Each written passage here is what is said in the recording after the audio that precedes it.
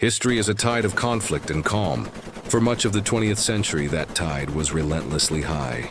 The world was a chessboard of ideologies, where a single move could trigger a global catastrophe. In this era of simmering tension, the vastness of the world's oceans was both a buffer and a barrier. How could a nation protect its interests, support its allies, and project stability across thousands of miles of open water? How could you maintain a constant, credible presence in a volatile region when the nearest friendly port was a week's sail away? This was the fundamental challenge of the Cold War. Presence equals power, and power required reach. Imagine the dense jungles of Vietnam, where soldiers on the ground needed air support that could only come from the sea. Picture the vast expanse of the Indian Ocean, a critical artery for global trade, shadowed by the submarines of a rival superpower. Think of the decades-long vigil, a silent, watchful dance between naval forces, where deterrence was measured in firepower and flight decks. In this world, there were no easy answers. Building land bases was politically complex and geographically limiting. A response force based at home was always days or even weeks too late. The tyranny of distance was absolute. The question was not just if a crisis would erupt, but how to bring decisive force to bear when it did, powered not by nuclear reactors, but by sheer conventional might and human grit. Out of the shipyards of Camden, New Jersey came the answer.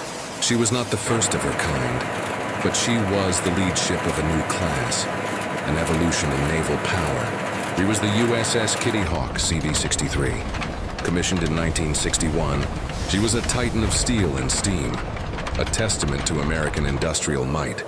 Unlike the nuclear-powered carriers that would follow, the Kitty Hawk was a giant breathing fire and oil.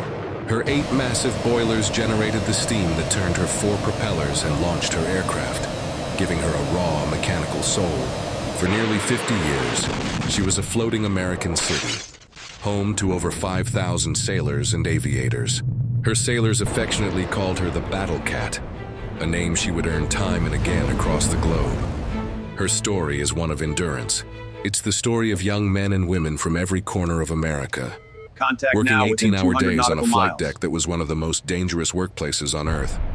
It's the story of engineers deep in her hull, tending to the boilers that were the carrier's beating heart. From the day of her commissioning, the Kitty Hawk was more than a ship. She was a promise of American presence, powered by conventional strength and an unwavering spirit of duty, ready to sail into harm's way.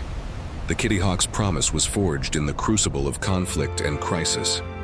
Her legacy is written in the logbooks of a half-century of service.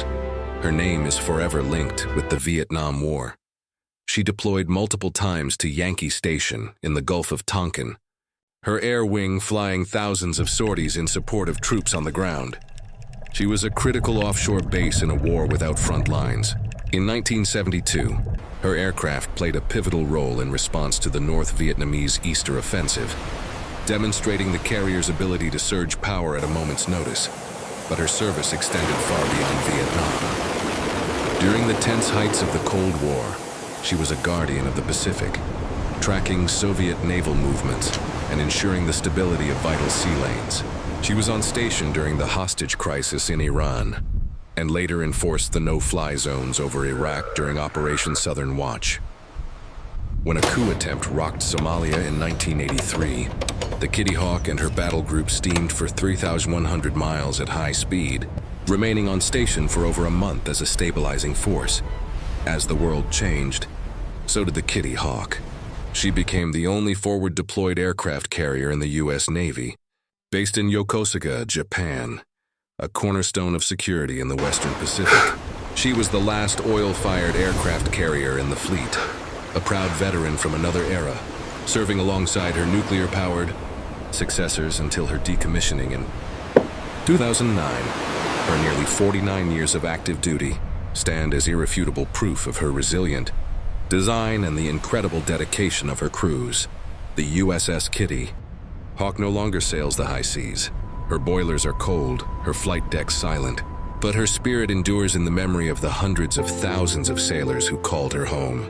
She was a bridge between eras, a product of the Cold War that served into the 21st century, a symbol of conventional power in an increasingly complex world.